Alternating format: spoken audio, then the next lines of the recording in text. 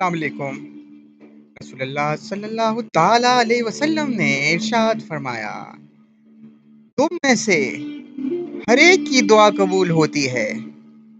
तुम में से हर एक की दुआ कबूल होती है, बशर्ते का वो उजलत का मुजाहरा ना करे।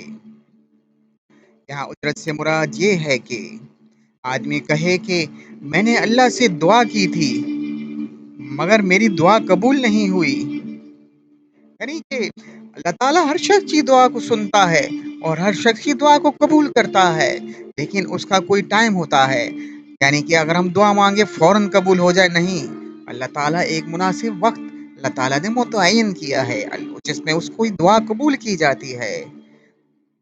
तो अगर आप मेरे चैनल में नए हैं तो इमरान एजुकेटर को लाइक और सब्सक्राइब भी करते जाइए, ताकि मैं और अहादीस मुबारक आपकी खिदमत में पेश करता रहूं और दुआ के लिए थोड़ा सब्र तहम्मुल का मुज़ाहिरा किया करें। शुक्रिया।